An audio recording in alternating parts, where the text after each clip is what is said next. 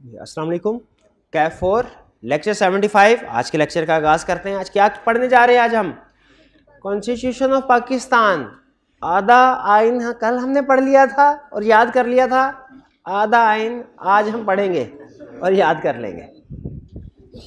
Basic structure of constitution, इसमें सिर्फ आपसे रिक्वायर्ड इतना है, आई कैप इतना रिक्वायर कर रहा है कि आपको नाम पता हो कि पाकिस्तान का आइन कितने हिस्सों में डिवाइडेड है और हर पार्ट 12 पार्ट्स में, और हर पार्ट में क्या क्या इंफॉर्मेशन, क्या क्या चीज़ें डिस्कस हुई हैं। सिर्फ ये बेसिक नॉलेज होना चाहिए।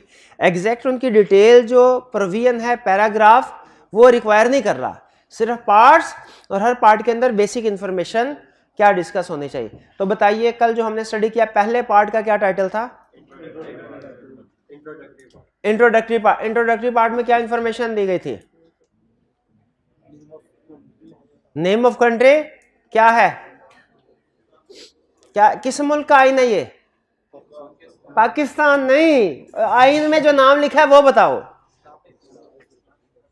Islamic Republic of Pakistan. और क्या इंफॉर्मेशन है? Territories of Pakistan. Territories Pakistan आइन में क्या लिखा है? कितनी टेरिटरीज है पाकिस्तान की? 4 प्रोविंसेस हैं। फाटा है और इस्लामाबाद, फेडरली एडमिनिस्ट्रेड टेरिटरीज। इसके अलावा क्या इंफॉर्मेशन है इंट्रोडक्टरी में? रिलीजन क्या होगा? इस्लाम होगा। और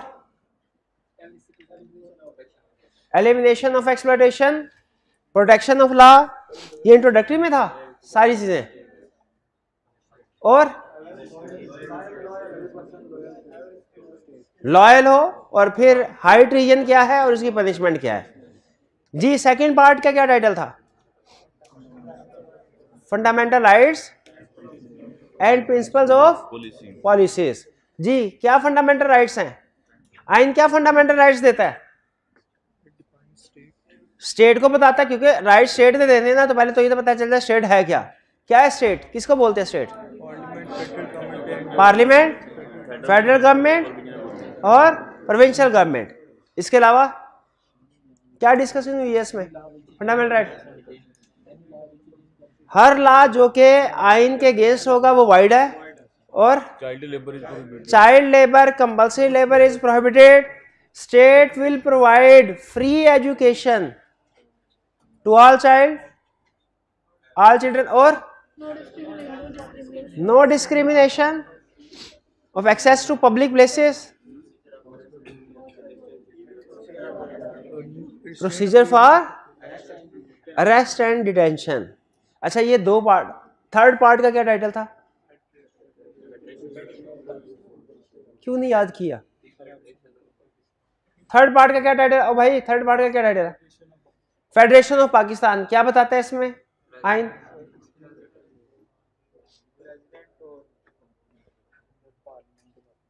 प्रेसिडेंट और पार्लियामेंट के बारे में। प्रेसिडेंट के बारे में क्या बताता है? टर्म ऑफ ऑफिस क्या होगी, क्वालिफिकेशन क्या है, रिमूव उसे कैसे किया जा सकता है, उसकी पावर्स क्या है, और लिमिटेशंस। क्या लिमिटेशन होती है? प्रेसिडेंट ने किसके एडवाइस के मुताबिक एक्ट करना होता है? कैबिनेट और प्राइम मिनिस्टर। शाबाश। और जो इसी के अंदर दूसरा हिस्सा कौन सा है? पार्लियामेंट का। उसमें क्या बताता है? पार्लियामेंट के मेंबर्स, उनकी क्वालिफिकेशन, डिस्क्वालिफिकेशन, ड्यूरेशन,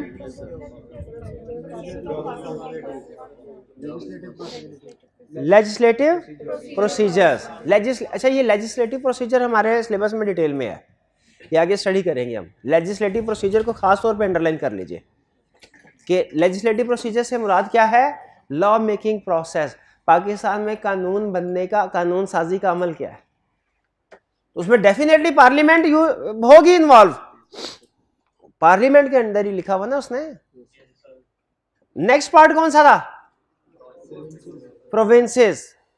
प्रोविंसेस के relationship between federation and provinces. Province पहले फेडरेशन, फिर प्रोविंसेस, फिर relationship between federation and provinces. Provinces में क्या बताता है? हाँ, प्रोविंशियल असेंबली की, गवर्नर की कंपोजिशन, उनके फाइनेंस की composition, financial procedure, relationship between federation and provinces, इसमें क्या डिस्कस करता है कि लेजिस्लेटिव पावर की डिस्ट्रीब्यूशन होनी चाहिए प्रोविंसेस को और एडमिनिस्ट्रेटिव पावर्स के स्पेशल प्रोविजंस। स्पेशल प्रोविजंस कौन सी हैं?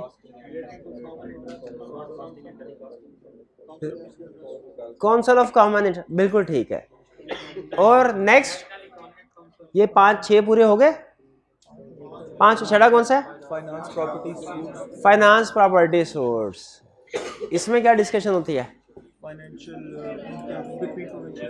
Distribution of revenue between federation and provinces और इम्पोज सर्टेन टैक्सेस इम्पोज करने हैं, एग्जेम्पशंस देनी है,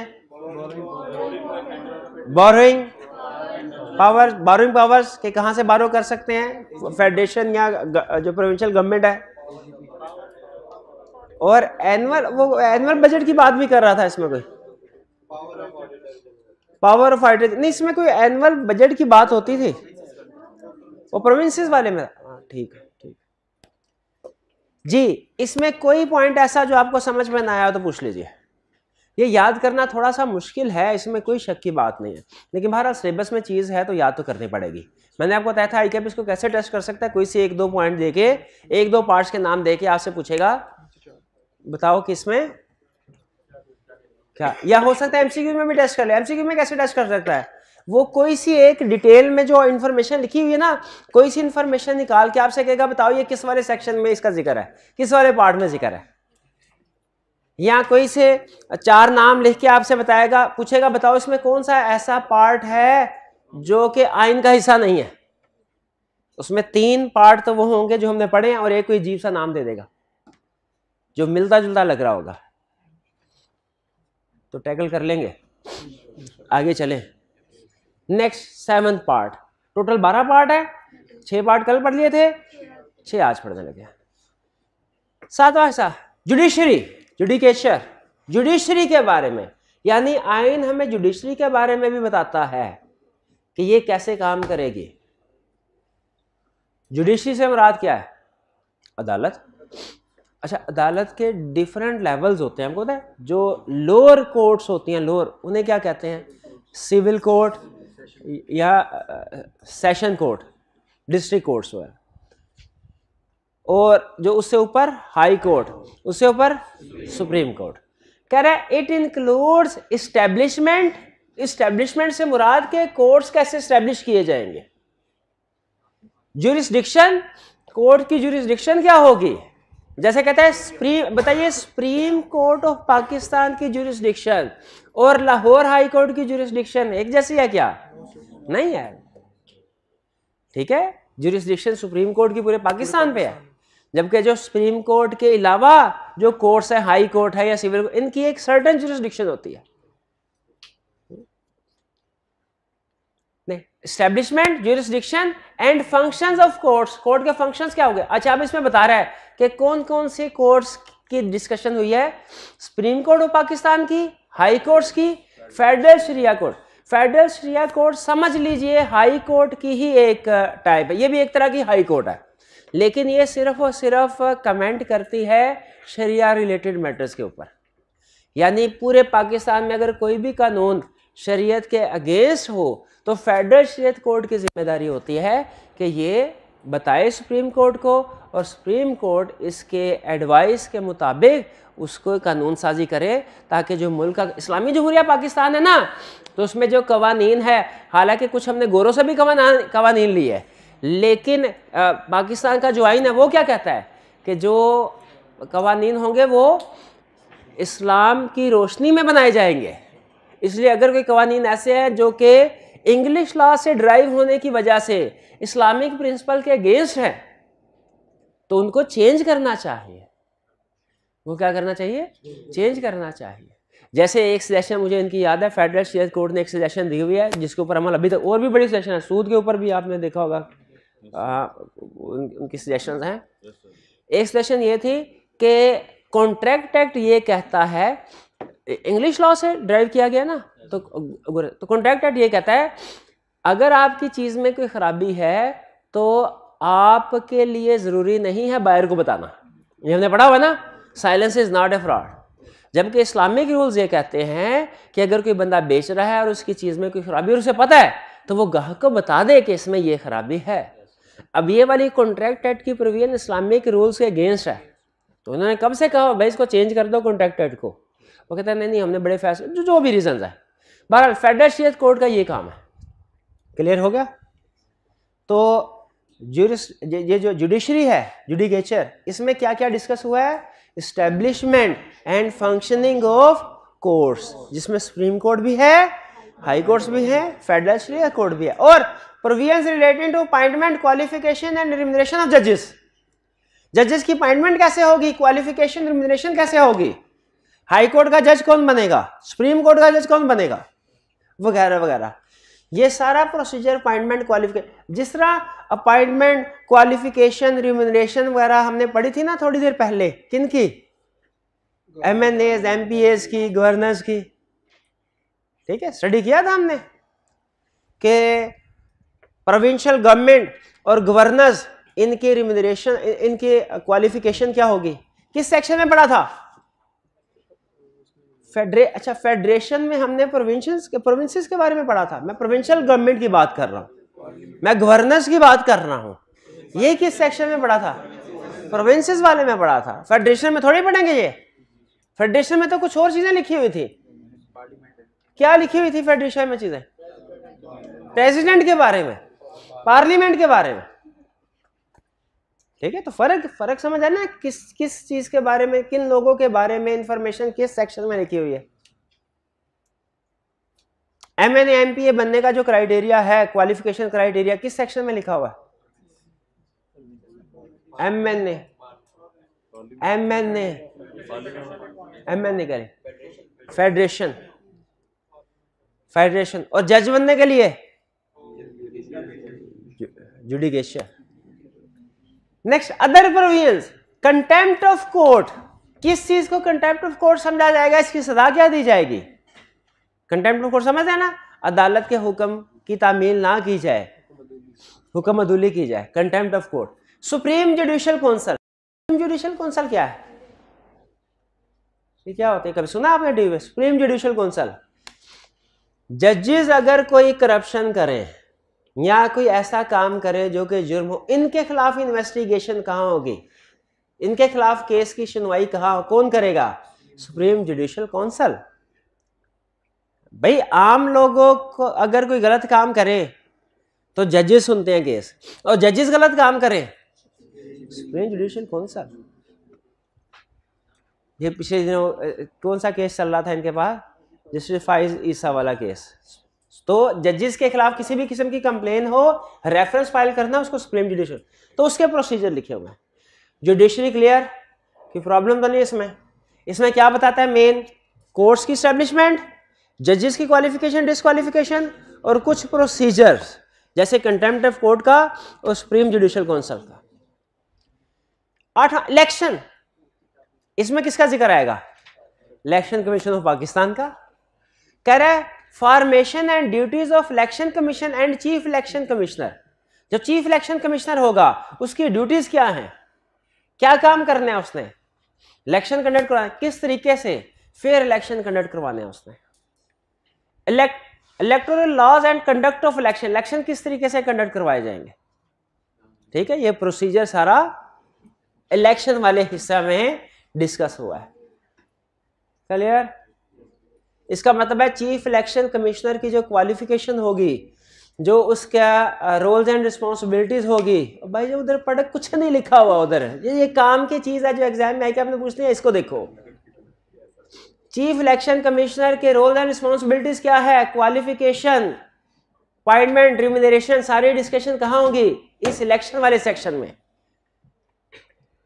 जुडिकेचर, उसके बाद इलेक्शन, फिर इसके बाद इस्लामिक पर all existing laws shall be brought in conformity with the holy Quran and सुन्ना।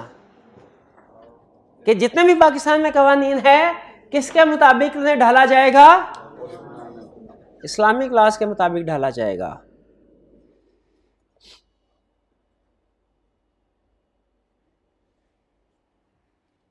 An Islamic council will be established. This section describes composition and functions of the Islamic council.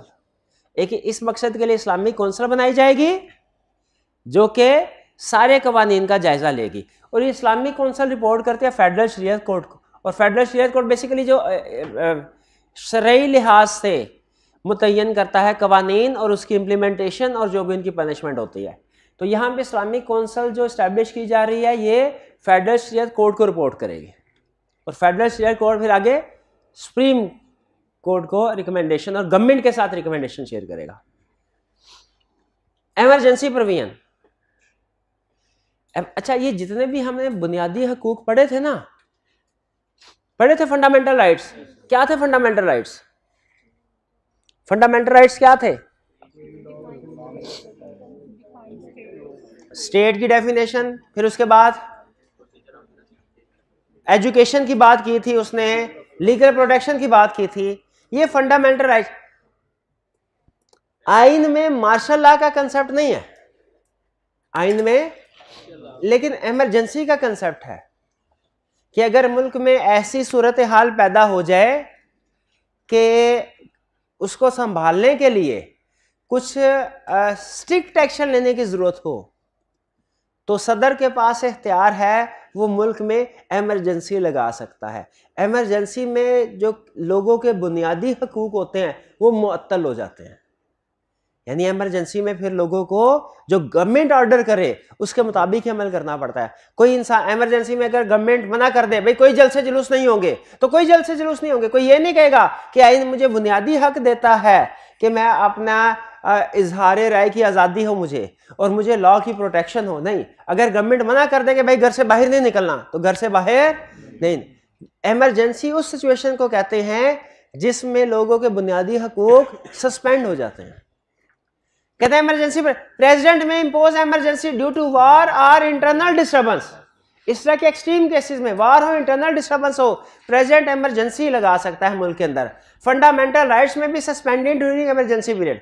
Revocation of proclamation, कोई ऐलानात वगैरह कोई किए उनको revoke किया जा सकता है, कैंसिल किया। यानी इमरजेंसी सिचुएशन में कोई भी रूटीन में जो गवर्नमेंट ने रूल्स बनाए हों, जो ऐलानात किए हों, उन सबको सस्पेंड किया जा सकता है ताकि उस मसले को डील किया जाए जिस मसले की वजह से इंटरनली डिस्टर्बेंस है।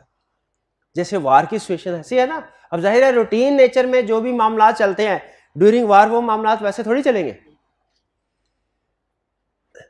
Emergency provision. फिर अमेंडमेंट ऑफ कॉन्स्टिट्यूशन, कॉन्स्टिट्यूशन बन गया, इसके खिलाफ तो नहीं जा सकते, जो इसके खिलाफ जाएगा वो संगीन गद्दारी का मुर्तकिब होगा। लेकिन क्या इस आइन को तब्दील किया जा सकता है? यस, किया जा सकता है। कैसे? This section describe procedure to amend constitution by act of Majlis Shura. Parliament का तर्जमा है मजलिस शुरा। ये पार्लियामेंट ने लॉ को बनाया है, पार्लियामेंट ही लॉ को अमेंड भी कर सकते। किस तरीके से अमेंडमेंट होगी वो प्रोसीजर उन्होंने बताया। प्रोसीजर हमारे सिलेबस में नहीं, सिर्फ इतना पता है होना चाहिए क्या इनमें उस प्रोसीजर का जिक्र है। मिसलेनियस, इसके अलावा मिसलेनियस सेक्शन में establishment and constitution of public service commission, सरकारी अफसरान कैसे अपॉइंट किए जाएंगे, पब्लिक सर्विस कमीशन के बारे में एस्टैब्लिश किया जाएगा commission. Command and function of armed forces, army के बारे में। Administration of tribal area, tribal areas को कैसे एडमिनिस्ट्रेट किया जाएगा, क्योंकि ट्राइबल एरियाज बेसिकली पाकिस्तान के साथ इल्हाक तो है इनका, लेकिन इनका अपना सिस्टम होता है जिसके मुताबिक वो चलते हैं। Protection to president, governor, minister, national language के इस्तिस्ना हासिल होगा प्रेसिडेंट को, गवर्नर को, मिनिस्टर्स को। और नेशनल लैंग्वेज क्या होगी पाकिस्तान की, क्या है नेशनल लैंग्वेज? ये पार्ट्स थे। आज वाले पार्ट्स इजी थे वैसे, है ना। और आज वाले पार्ट्स में खास बात पता क्या है, हेडिंग से ही आपको पता चल जाता है कि इसके अंदर क्या डिस्कशन होगी। ठीक है, ये वाला आज वाला लेक्चर याद करना निस्बतन आसान है। फिर इसके बाद शेड्यूल्स, 5 शेड्यूल्स, और किस शेड्यूल में किस चीज का जिक्र है ये भी सुनना है। First schedule describe law exempted from application of constitution. वो कौन कौन से लॉज है जिनके ऊपर ये आइन अप्लाई नहीं होगा। होंगे कुछ लॉ, जैसे समटाइम ऐसा होता है कि मिनॉरिटी से रिलेटेड लॉज है, मिनॉरिटी से रिलेटेड कुछ लॉज है, जैसे हिंदू फैमिली के ऊपर या हिंदू सोसाइटी के ऊपर जो लॉज एप्लीकेबल होंगे वो जाहिर है हमारे आइन में तो उन्होंने ये लिखा है कि जितने भी लॉज होंगे वो सारे के सारे कुरान और सुन्नत के मुताबिक होंगे, लेकिन जो मिनॉरिटीज़ हैं, हिंदू हैं, ईसाई है फॉर एग्जांपल, उनके तो जाहिर अपने तो उनके ऊपर ये फिर आइन की प्रोविजन अप्लाई नहीं होगी, वो एग्जेम्प्टेड है। उसमें इस तरह की मजीद कुछ एग्जेम्पशन का जिक्र होगा। Second schedule describe election of president. Second schedule बताता है प्रेसिडेंट का इलेक्शन कैसे। इलेक्शन की तो हमने बात पढ़ी थी, वो तो इलेक्शन वाले हिस्से में उसका जिक्र था। वो इलेक्शन कौन से थे? जो इलेक्शन कमीशन ऑफ पाकिस्तान, वो जनरल इलेक्शन थे जिसमें MNAs, MPAs वगैरह को इलेक्ट किया जाता है। प्रेसिडेंट का इलेक्शन ये वो इलेक्शन है जो पार्लियामेंट में होता है, यानी हम आम अवाम किनको सेलेक्ट कर दिए। जो प्रोसीजर बता रहा हूँ ना, ये आगे चल के ये हमें बढ़ना है, कल या परसों के लेक्चर में इसकी डिस्कशन होगी। हम जो वोटर्स वोट के जरिए से इलेक्ट करते हैं MNA MPA, अपने इलाके के MPAs और MNAs को। MPAs बैठते हैं प्रोविंशियल असेंबली में और MNAs बैठते हैं नेशनल असेंबली। MPA का मतलब member of provincial assembly, MNA का मतलब member of national assembly. MPAs अपने में से किसी एक पर्सन को चीफ मिनिस्टर चुन लेते हैं, CM, और MNAs अपने में से किसी को नहीं, प्राइम मिनिस्टर चुनते हैं, प्राइम मिनिस्टर चुनते हैं।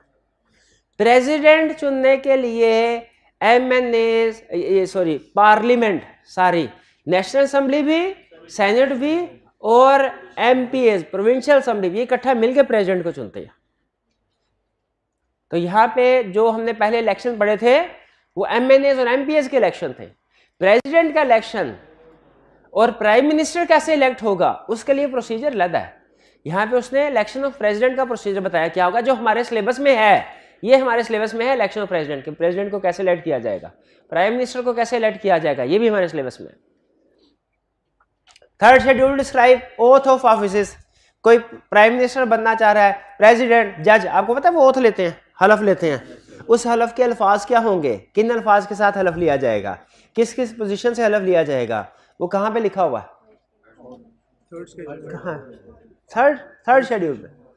Fourth schedule describe legislative list, जो भी लॉ मेकिंग है, लॉ बने हैं उनकी लिस्ट, जो इस आइन के मुताबिक लॉज बने।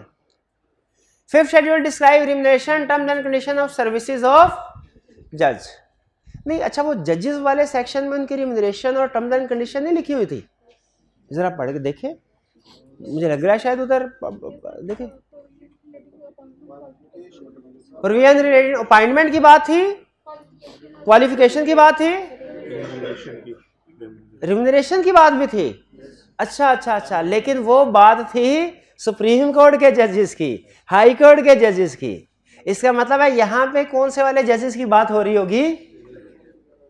सिविल कोर्ट, जो लोअर कोर्ट के जजेस है। मेरा ख्याल, मैंने पढ़ा नहीं हुआ क्योंकि जो चीज सिलेबस में, पढ़ने का क्या फायदा, मैंने ये आईन पाकिस्तान पूरा नहीं पढ़ा हुआ, ठीक है, सिर्फ एक दफा ओपन करके इसकी हेडिंग्स और रीड करके जो अहम पॉइंट्स थे वो इसमें इंक्लूड कर दिए। इसमें ICAP की बुक में कुछ पॉइंट्स ऐसे थे जो नहीं थे, मुझे इंटरेस्टिंग लगे, जब मैंने आइन पढ़ा था मुझे इंटरेस्टिंग लगे तो मैंने वो भी उसमें ऐड कर दिया। आप जब ICAP की बुक के साथ कंपेयर करेंगे ना तो आपको नजर आएगा कि हमारी वाली जो बुक है इसमें कुछ पॉइंट्स एडिशनल हैं, तो वो मुझे अंडरस्टैंडिंग के लिए लगा बेहतर है इंक्लूड कर देने चाहिए, इसलिए मैंने इंक्लूड कर दिए। वो एक दफ़ा मैंने आइन पढ़ा था, वो भी सरसरी तौर पे, उसके बाद नहीं पढ़ा। तो शेड्यूल की तरफ तो मैं गया ही नहीं, ठीक है। अगर शेड्यूल पढ़े तो फिर मुझे, मैं कंफर्म हो कि आपको क्या था कि ये जो remuneration terms and constitution, remuneration terms and condition of services of जजेस की बात कर रहा है, इसमें सारे जज शामिल है कि सिर्फ लोअर कोर्ट के जज शामिल है। लेकिन बहरहाल मेरा ख्याल है कि इसमें सिर्फ लोअर कोर्ट के जजेस होंगे, क्योंकि सुप्रीम कोर्ट के जजेस, हाई कोर्ट के जजेस, फेडरल सुप्रीम कोर्ट के जजेस के बारे में अलहदा उसने सेक्शन दिया हुआ, पार्ट दिया हुआ बकायदा। क्लियर? चलिए, तो याद कर लेंगे, कोई प्रॉब्लम तो नहीं है। अब आगे चलें नेक्स्ट कंसेप्ट की तरफ। जी, याद करना है।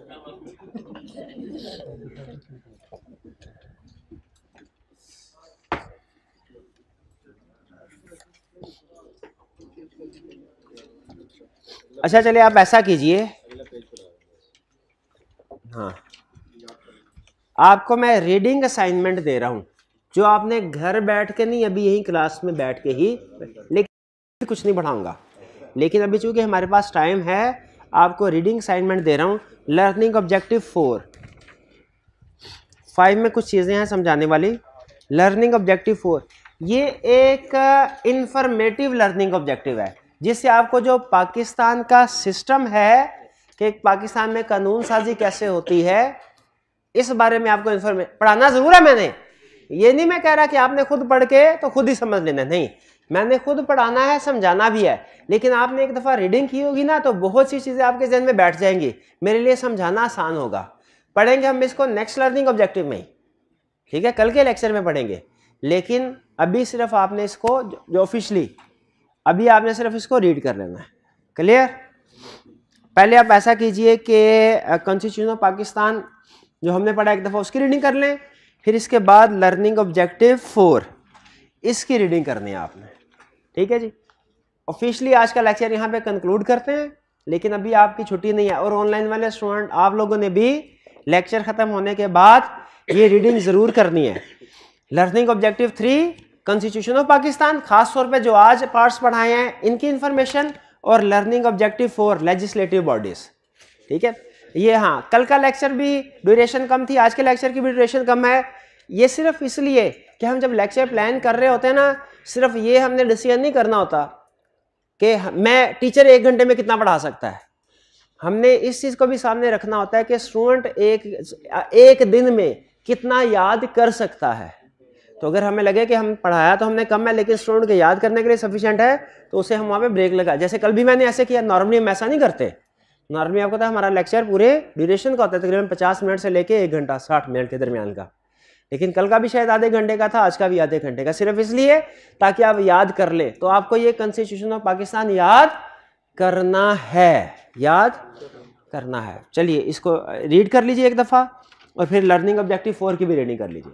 आज का लेक्चर ऑफिशियली यहाँ पे ख़त्म करते हैं हम। अल्लाह हाफिज़।